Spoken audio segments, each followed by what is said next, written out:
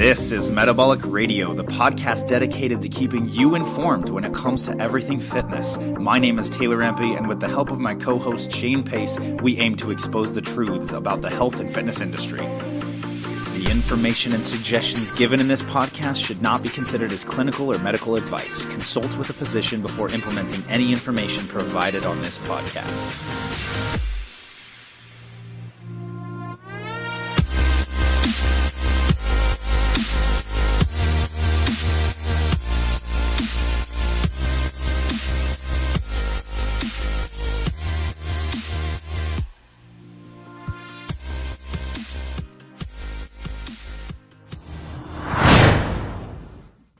Okay, so Shane, it's time for our first official Q&A session where we answer our forum members' questions on the show. I was going to say, I got a question. What's your question? I don't have a question. That's lame. Lame. Just playing. Okay, so I'm done. Pretty much, if you guys want your questions answered on the show, just post them in the forum, Metabolic Radio Private Forum on Facebook. And if you're not a part of the member of the forum yet, just search that in your search bar, and we'll add you to the group. But we're going to be posting once a week. We're going to post our in the main discussion. We're going to set a post that says it's the official Q&A, and we're going to questions that we're going to answer on the show are going to be. You need to list them in that specific post. Yeah, and then we probably will not respond to that in the forum. Yeah, we won't respond to that in the forum. We'll save those questions for the Q&A. Right. And the other questions that you're posting just on a normal basis and in responses to articles that we're posting and things like that, like we've already been doing, we will answer those in the forum, and we won't answer those on the podcast. Well, and you can ask it twice if you wanted to have us answer it so that we discuss it on the show. That's fine. As well as if you want us to answer it in the forum, you just have to post it twice. Correct. Because I would be willing to answer we both would be willing to answer any question that goes up in the forum as best we can. So yeah. So for today, we are going to pull some questions that were already posted in the forum, since we haven't posted an official Q&A post. But first question: how to work out when you're sick, and how to work out to prevent from getting sick. And this is from our forum member Casey Celius, my fiance. There you go. There we go. All right, next question. I'm just kidding. Go for it. So, when it comes to exercising, well, hers is hers is much more specific than that. Yeah, and she asked this actually recently because she was sick and she was wondering. She had kind of like a couple day stomach bug or something like that. And when it comes to your immune system, exercise is a stress. And when you're already sick, your immune system is already weakened and is trying to fight off and whatever it is that you're fighting off and to keep you healthier. So it's already under stress. So when you do something that's going to damage your immune system further, even on a temporary basis, it's just going to make you more sick. So something like doing resistance training and weight training, specifically when you're sick, is not a good solution because it's just going to damage it further, and it will probably prolong your sickness. Now, I have read some research to suggest that low-intensity aerobic training can be beneficial. Maybe blood flow. Yeah, for keeping your metabolism going a little bit, blood flow, helping the digestive process be expedited, different things like that, rather than just being sedentary the whole time. However, like I said, you don't want to put your body under more stress. It may just prolong it. What are your thoughts, Shane? A little different. So my thought process is it depends on how you feel. That's a good point. If you have a fever, and I mean, it's a very not thought out idea to go and lift really heavy if you have a fever. That's going to be something that's not going to be really good on your body. It's going to cause a lot of problems physiologically. But if you have a cold, I mean, granted, you're putting anybody at the gym at risk. So let's take this on perspective that you're not carrying something that's going to be thrown out at other people. But let's say you had a common cold that you're not going to spread. Your being in the gym, I don't think is going to be that bad. I think it's not going to hurt you that much to do that. Do you need to? I don't think you need to work out, and it's not going to be a bad thing to take a break because it is an added stress no matter how you look at it. but I don't think it's a bad thing. I mean, I'm someone who likes to beat myself up all the time anyway. And I'll tell you, my brother, historically speaking, so this is anecdotal, but my brother and I got the exact same sickness. My parents had done a trip to Australia, and they'd come back with a flu that was pretty nasty. I got it, and he got it. I had things to do. That's how my mind works. So I just kept doing stuff. I went to taekwondo classes. You know, I only had a certain time limit period before the instructor of that class was going to disappear. So, and I knew that, and my nephews were in the class with me, so I was taking them to this. So I'm like, I don't have time to be sick. So I kept going. Well, it only lasted 2 weeks, and I was better. My brother progressed over the course of a month and ended up getting pneumonia. Interesting. From the same sickness, but he sat around. So my perspective is a little different because I think that's partly why my immune system was stronger than that is because I pushed myself and I kept going. So even though you were sick, you feel like because of what you had done, it forced your body to adapt and recover. Right. Oh, now, interesting. Now, do I think that that's the smart way to do it? No. But I think it's based on how you feel. If you feel crappy, why lift? Yeah, I think a lot of people have this fear, like kind of like with the whole guys in muscle catabolism, like, oh, if I take a day off from the gym, I'm going to lose results. Or catabolic reactions take about 72 hours, so that's stupid. So it's interesting that people and feel that's a big. I mean, that's only going to be incremental. That's not going to be strong catabolic reactions over that time period. So it's okay to take time off from the gym. You just want to listen to your body, like you're saying. I think a lot of people push and push and push and push because they feel like, oh, if I do this, this is what's right for my body, rather than just listening to what your body's telling you and doing what that's implying. So, you know, you can, if like Shane's saying, if you feel up to it, even though you are sick, go for it. Maybe change the intensity or maybe change your routine a little bit to meet your body's needs. You know, but if there's a time where you are definitely feeling like, you know, you shouldn't be doing any exercise or a particular type of exercise because you're so sick, then don't do it and just come back to it after a couple of days once you've recovered and are feeling better. One thing to note, though, that's interesting is you said, you know, if you're not worried about going to the gym and being contagious and giving it to other people, think about this. When you go to the gym, you're going to an environment that is usually not cleaned very well. No. Thousands of people have touched all the same things, and a lot of them probably are sick, especially around those seasonal transition times when everyone gets colds, going into fall and coming into spring. Right. And so, you know, if you go in with a weakened immune system to the gym, you may be susceptible to catching something yourself, or potentially prolonging the sickness by getting something else while your immune system is already... Well, that's just showing respect in the gym, cleaning your equipment, all that too. Yeah. So definitely make sure if you're going to go to a gym, period, clean your hands and use hand sanitizer and wash your hands before and after as a courtesy to others and yourself. But clean up your equipment. But clean your equipment. That was the other thing I was going to say. The other thing I was going to say, to clarify what I just said a second ago, because 72 hours is actually if you recovered. But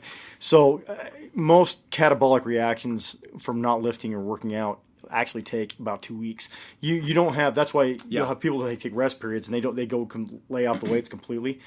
They actually get stronger and bigger in the course of 2 weeks. Yes, there's it's a recovery thing, but I wanted to clarify that because I didn't want misinformation out there. I could be wrong on the terminology, but I was watching or I was listening to an explanation of what you're talking about, where competitive powerlifters will actually take time off. Some will take time off prior to their competition to allow for recovery and for further muscle development, because there is a type of muscle fiber that only sedentary, non-lifting people have, and that's for emergency fight and flight response. And when you are a regularly active resistance training person or lifter, that fiber is non-existent. Only your these other types of muscle fibers are there. And when you take, it usually takes about 1 to 2 weeks for that other type of muscle fiber to start growing back. You actually can increase strength by a couple percentages. Not super drastic, but I was reading. It was either, I can't remember if I was reading a study or if I was watching a video or listening to a lecture, but it was one of them. And he was explaining how there's been evidence to suggest that some strength or power lifters, when they've experimented with taking up to 2 weeks off of lifting prior to competing, then coming back in and lifting weight, their strength is increased by up to 6%. So we'd have to look into it further, but there's benefits to taking rest. Oh yeah, for sure. And you don't have to worry so much about losing muscle mass. Another study to support what you were saying is that I was reading when I was looking into intermittent fasting was if you're not lifting, if you're not breaking down muscle actively, and you're sedentary, the average male can fast, not eat anything for 48 hours before they see muscle breakdown, and women even longer, up to 72 hours. Right, that's what I was talking about. That's where my initial statement came from, was based off food. But no, now you've got me intrigued. In fact, if you can come across those, I want to read those, because I haven't read that. I think it was, intrigues me huge. I'm not for sure, but I think it was Fred Hatfield that was talking about Fred's the man, anyway. But it could be somebody else. I was going to say, Casey. So let's. I want to go into that a little bit deeper anyway, because we didn't answer. I don't think her answer was adequately answered her question wasn't adequately answered in the forum. I would say, because hers dealt with a lot more with stomach stuff. Yeah, that's a good point. I would say it's gut flora, dude. Well, so, we live together, and so I kind of know she was exposed to it at work because two of her coworkers had it previously. No, and I get that, but it was over, her question stemmed over the idea that it happens to her a lot. And so that's why I'm saying this is deeper than what you put on there, and I think we need to touch on it. So you think it's something that's more of a chronic gut flora related issue than an acute sickness? Yeah, because if it happens to her more often, if she gets it periodically with everybody else, that just means that she's more susceptible, and her immune system is weakened to an extent. Yeah. Nutritionally, you could fix that to a large extent, but I think gut flora would make a lot of sense for her stomach. So what would you suggest that she do? Eat more fermented type foods? Probiotic. Or just supplement probiotics? I would, to test it. Now, granted, this is something that I would be shooting from the hip to try to isolate. More experimental. You have to. One thing at a time. Yeah, but I don't. Would you attempt elimination or adding things in? Yes, I would. I wouldn't do them together at the same time, because if you do it, then you can't isolate it. I would be trying to see if things like wheat bother, for like gluten, because gluten intolerances can cause things like it's inflammatory. It's inflammatory like crazy, and it would cause things like a flu type reaction. Interesting. I would try that. I would almost try that first. Try to cut out a lot of breads and stuff. Almost go ketogenic, and just play with that first a little bit and see how that goes. And then I would kind of, as soon as you isolate it out and take out the piece that's causing the problem, I would start to reintroduce certain things to test it and see how it goes from there. Just because and that's good advice for anyone who's not even necessarily sick but might be experiencing digestive issues, for sure. GI tract issues, absolutely. Or stomach just being uncomfortable or discomfort. That's the word I'm looking for. Well, and it's a good way to assess what's really going on anyway, because you can't, I don't want to use the word diagnose. We talked about that privately, but to assess things correctly, you've got to break it down to its base root and then work its way back up. And that's the way you can actually figure out what the piece is. But you've got to do it by piece, because if you don't do it piece by piece, you can't figure out what the piece is. Yeah, because if you're changing too many factors all at once, you'll never know which factor it was. Right, and I didn't feel adequate in how we answered Casey at all. I thought that it's not that we hadn't answered her with things that were correct. It's the depth of it was pretty weak, and that's why I think that we should cover deeper. That's why I like the verbal Q&A that we're going to start incorporating now, is because we can give such a more detailed answer in a much smaller time frame. Clarification is a lot versus easier. Typing it all out in the forum and those kind of things. Well, and potential misunderstandings. So yeah. Anyway, let's do the next one. Next one is from Quincy, and it is: what are are pre-workout supplements useful? And if so, which ones should I use? Start with that, because I want to hear what you have to say. So we talked a little bit about this when we covered supplements a couple episodes ago. Some of the supplements. There are, when it comes to pre-workouts are a fairly new thing. And they're becoming popularized because people want a large burst of energy before their workout, or they want to feel this kind of amped up feeling so that they have this perception that they're going to be working harder in the gym. One thing I want to throw in here really quick that I actually heard on Mind Pump as well. Mm-hmm. They did cover this topic recently. Well, they covered something about this topic, and they talked about that it was created by Rich Gaspari's company. Oh, yeah. It didn't the exist. Super Pump 250? Yes. Yeah. It didn't exist before them, and there was no such thing as a pre-workout, and they made it into a catchphrase that is a selling point for it. Yeah. And so, which to me is it says a lot about it, but I have a slightly different look on it. Well, it's interesting, and I think people should know that pre-workout is not a supplement. Pre-workout is a category that was created. Correct. Of certain supplements that have potentially useful functions. I would say a ramping up effect is what I would call it. Well, that depends on if we're talking stimulants or we're talking amino acids or different things. And so even aminos used correctly will ramp you. Define what you mean by ramp. It'll make your body start to speed up, and you might have a slight like citrulline being a vasodilator. Right, exactly what I'm saying.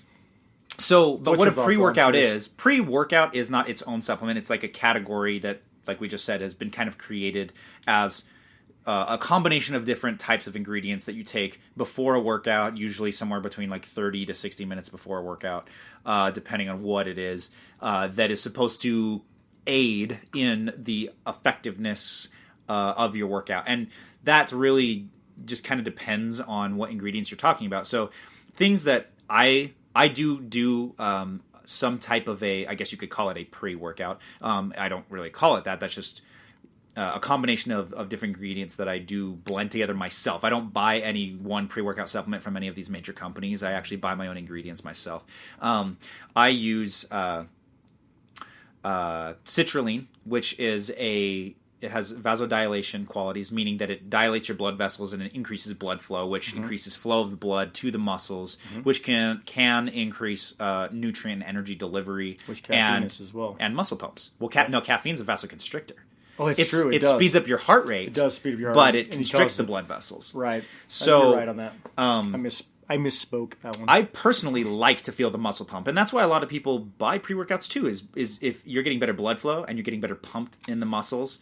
See, I think that's kind of an illusion. It could be. I mean, don't get me wrong. But when you're talking about increasing blood flow, you're getting more swell in the muscle. But there's a lot to be said to have lactic acid build up in your muscle because of the effects that it has. Blood flow is going to cause that to actually... Now, granted, a pump is different than true blood flow because a pump actually is not blood flow. It's a restriction in the muscles. That's why you get the actual... Because, if you will, it's congested in there. It stays. Sure. But if you have blood flow, it will push the lactic acid a lot faster out of your muscle, and you'll get a lot less energy boost that you'll get from the lactic acid itself. That's a good point. Another thing that that you'll often and citrulline you'll find in some pre-workouts. I see it a little bit more now because it is a precursor to arginine or arginine, which is stay with arginine. Yeah, which is more commonly found in pre-workouts, I would say. Is an amino acid. But it's also an amino acid that accomplishes the same goal, except that when you consume these, you're not netting when you absorb them. You're not netting the same amount that you're consuming, and so there's been a lot of study on L-arginines, though. Yeah, and that's why it's utilized. But I think that's probably why people are switching. I think so more too. to incorporating citrulline because I personally, when I supplement with citrulline over arginine or arginine, I see a much better effect. Literally, see my veins popping out. No, I get far that. better. See, and I'm like I said, I'm only halfway sold that the pump is where your muscle growth comes from. And I'm not necessarily saying that muscle growth comes from that. I'm just saying I enjoy it. Right. No, that's I get that. Literally all I'm saying. Then there's I do enjoy some of the tingling effects that come from two ingredients. It's Shane cringes because he wants to say something, but I'll let you go in a sec. That's why I'm holding. The B vitamin niacin will cause a flushing, tingling sensation. Yeah.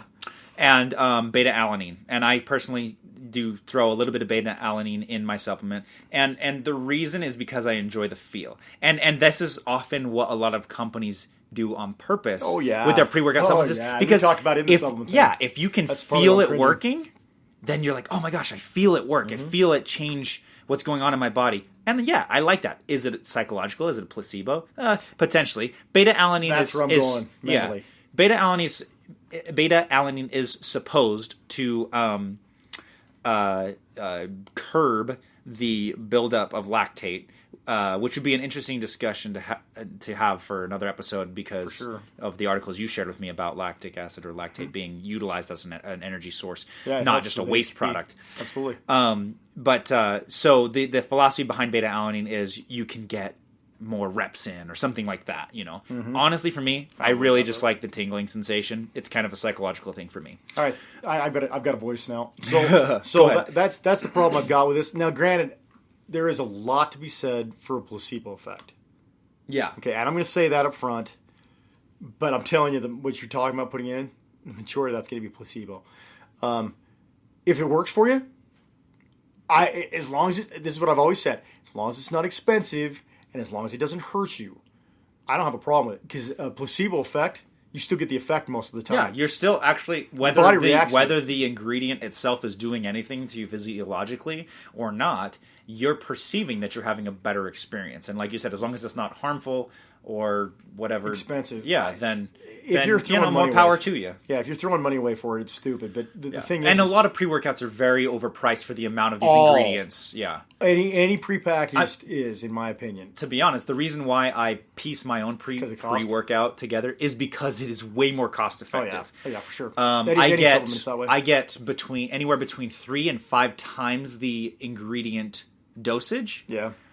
For the same price, if not slightly cheaper, by buying in bulk. No, and that absolutely makes sense. The upfront cost is more, but the overall cost is a lot less. Another thing you're going to find with pre-workout is that you're going to see high amounts of the stimulants. Oh, yes. Like the beta-alanine, and then like caffeine will be loaded in there. Caffeine will be in there for sure. Yep. You'll find those things will be really high to give you the effect. Yep. But then if you look at the more, I guess you could say the more effective ingredients, things like branched chain amino acids or creatine, you're going to find like 1 gram or like 3 grams maybe on the BCAAs. Most creatine's in there anyway. When I see in pre-workout, most creatine is an average of 1 to 3 grams.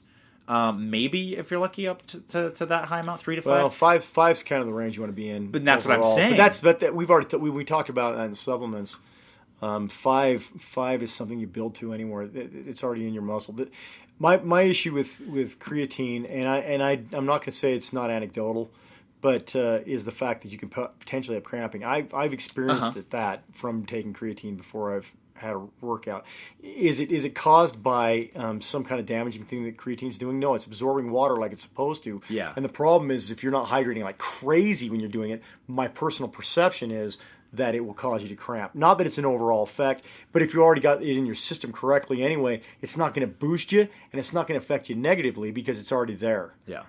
So if you're taking that, I think creatine isn't about timing at all. I think that's retarded. I actually think that's a stupid thing to think. And so I just adding that to a pre-workout, I think creatine as a pre-workout is just a mistake. You have to not load it.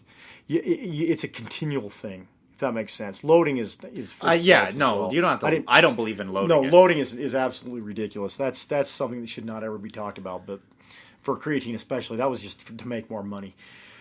But so here's my thoughts. What I was saying real quick was you'll see that these pre-workouts will have high amounts of the stimulant type ingredients without question, and a lot lower amounts on anything that has more science to back it up. So what you're getting is really usually a quick short energy boost to psych you up and ramp you up so that you have this perceived better workout. Right, and I agree with that.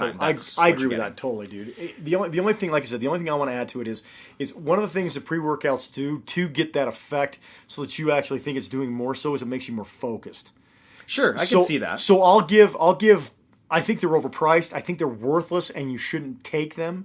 In all honesty, that being said, it does give you a focus point that makes you, because it has, like caffeine being a nootropic, it'll cause your mind to be more tuned in, if you will. Yeah. Which you will probably get a better workout. But that's just because of the other effects. That is the reason they're probably in there. Likely, I just think they're overpriced. I think they're absolutely. Oh, they're definitely overpriced. Yeah, and caffeine also speeds up the heart rate. people might argue, it burns more calories. That's why caffeine's loaded in fat burners, which, yeah, I mean, your heart rate speeds up. You are going to burn more. Of it. But I mean, is that really going to give you an edge or help you towards working towards your goals? Where you said in your opinion, it's worthless to take pre-workouts. I mean, in terms of, is it going to make a significant difference in whether you see muscle building or fat loss results? No way. No way. Do some of the ingredients do what the ingredients are meant to do? Sure. Yeah. But do you need to take them, Quincy? No, I don't think so. Nope. I've gone months and months before without taking pre-workout, and like I said, a lot of why I take my personal blend is because I just enjoy it.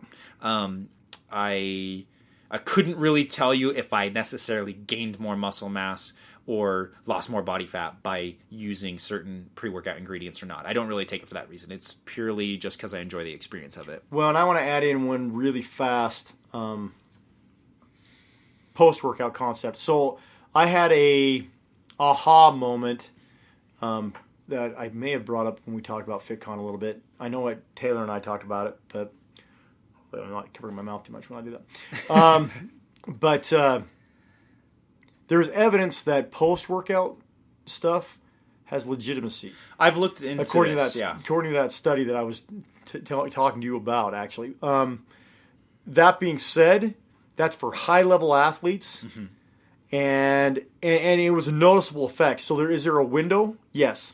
Is it the anabolic window? Is that what you're talking about? Yes. And this study showed that there was an anabolic window for sure, but it was high performance athletes. It wasn't a normal person. And just so people know, what is the anabolic window? I want to say it's an hour. No, but so describe what it is. Oh, it's a question of taking in specifically protein in most cases for a muscle building effect. Yeah, so it's this window, quote unquote, of opportunity after a workout where your body is supposedly more sensitive to nutrient uptake, to where you want to get specific nutrients in that window. It's pushed a lot with supplement companies. Yes, I think it's over sensationalized and pushed. The importance of it is misrepresented. Well, and that's why I want to say it like this, and this is the reason why I want to do a really quick one, then we'll go on to the next question. But there is a window for high-performance athletes. Yeah. And it's real. And according to the study, it was a pretty big effect. But for the average person, it's not. It's minimal to matter. Nothing. Yeah. Yeah. So for the average person, it's a waste of money, and that's somebody that's going in and lifting hard in the gym. Yeah. Like, okay, if you're a competitive lifter, an Olympic athlete, a professional athlete, if you are, let's say, a mixed martial artist, Yep. The 1% or 2% or 5%, whatever benefit, and these are just random numbers, that you're going to get from doing these edgy things or this additional supplement, that will give you the edge that you need maybe to win in your competition. But for the average person who's just trying to build some muscle and burn some body fat and look better, if you have the extra money to spare, okay. But you don't need it. Right. And it's not going to give you that big of a difference of an edge. Well, and like I said, the biggest thing is it's a legitimate window for someone that's the high performance guys. Yeah. And does it have what it causes? Okay, so in this window, it's called protein synthesis. It makes it so you synthesize proteins higher. It works for them.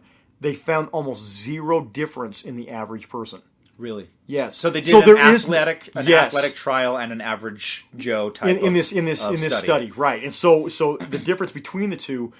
The average person didn't get enough effect to even be noticeable. It was negligible. And what were they testing specifically? A specific amount of protein? And were they doing carbohydrates? It was based on synthesis of the body. Because they used MRI machines. They were actually testing to see how it was actually synthesizing. What were they having them consume within that hour window? They did not define what it was. So I can't. I would assume. I would take my presumption would lean towards a protein powder of some sort. Yeah. But it's an assumption. So with. We'll just let me say this one more thing on post-workout nutrition. We'll get to the next question. But with post-workout nutrition inside that anabolic window, if you want to call it that, they've changed the science over the years, and there's been different ratios of protein to carbohydrate intakes. And the reason why they say that is because when you spike your blood sugar by taking in simple carbohydrates or sugars, it spikes your blood sugar, and then that spike produces a spike in insulin, which there is some evidence to suggest that it will shuttle essentially these nutrients and these amino acids from the protein to your muscle faster, so that you can quote unquote have a better recovery or enter that protein synthesis state a lot faster or sooner. It works with creatines, but here's what's interesting. The studies that I've seen, most supplemental protein powders have between 20 and 30 grams of protein, and sometimes they tell you to take 2 scoops.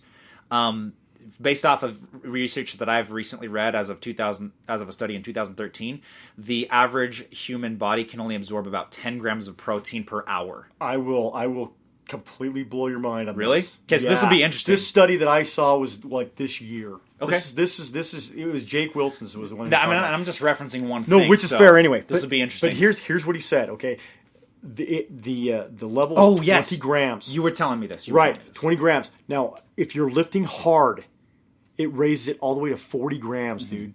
Because I've heard that argument too. I've heard that.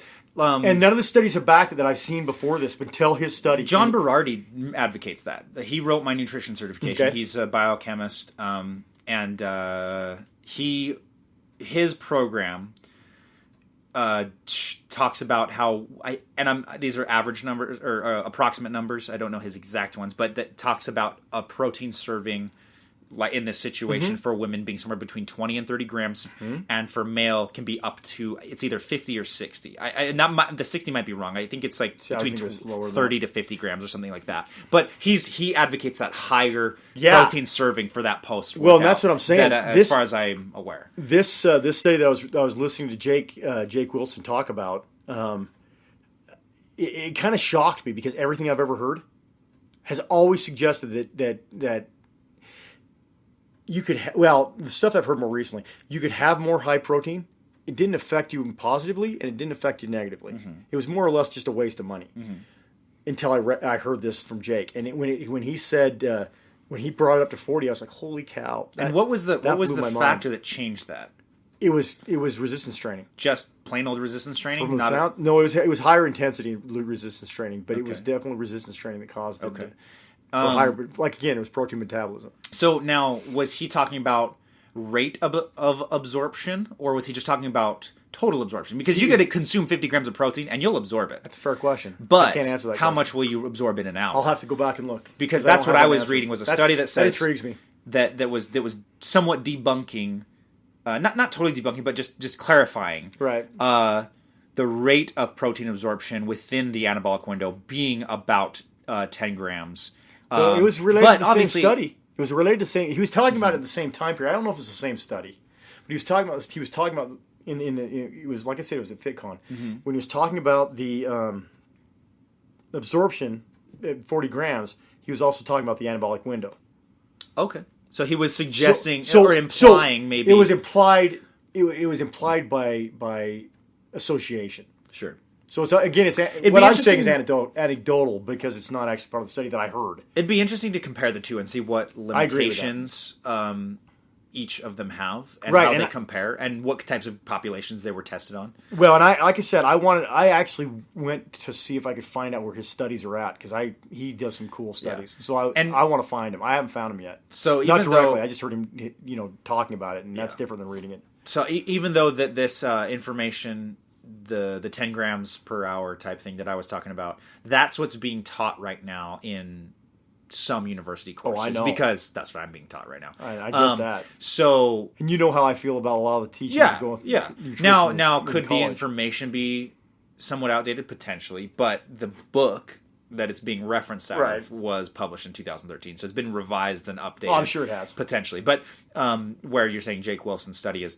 potentially as early as this or last year. Oh yeah, I would say that would be very interesting to see. I would say it was in the last couple of months, according to what I was listening to. But that's the problem when it comes to some of these supplements and just fitness concepts in general. Is it's such a young science. It really is overall. It's so young. Yeah, I mean, it is. Think about how much has just been discovered in the last 100 years.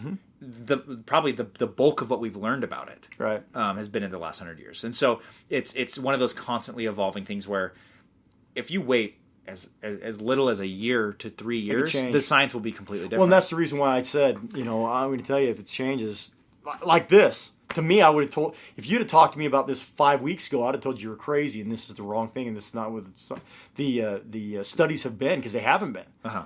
But now that I've heard it, it was an eye-opener. From a credible source. Yeah. From a very, to me, it was a very, very credible source. Yeah. So, So yeah, Quincy, I mean, can there be some benefits to some pre-workout ingredients? Yeah, there can be. Is it really necessary? No.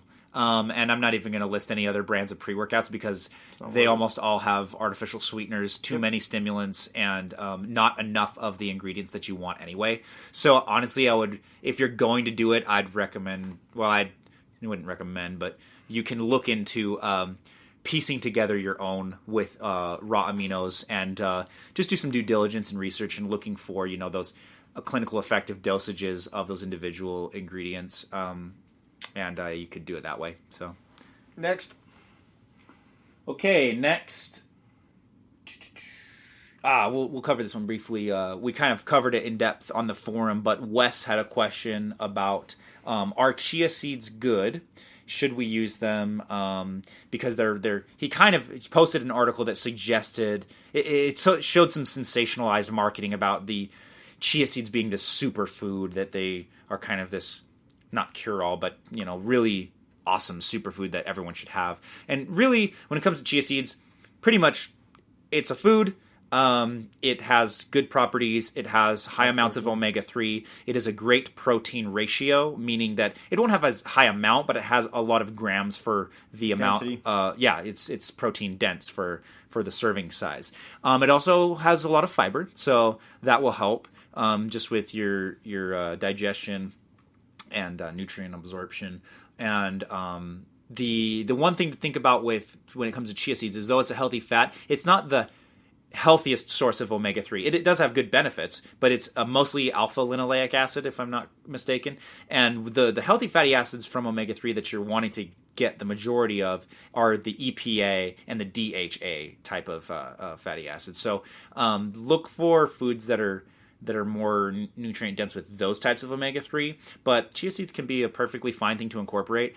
If your goal is to kind of maintain a negative energy balance, so you're losing weight or staying in a deficit essentially, they're going to have a lot more calories for the serving size, because the serving size is basically about a tablespoon. So it's not really going to it's going to take away from your total energy intake and not necessarily fill you entirely unless you get some of the benefits from the protein and fiber kind of curbing appetite a little bit. But they're a fine thing to incorporate.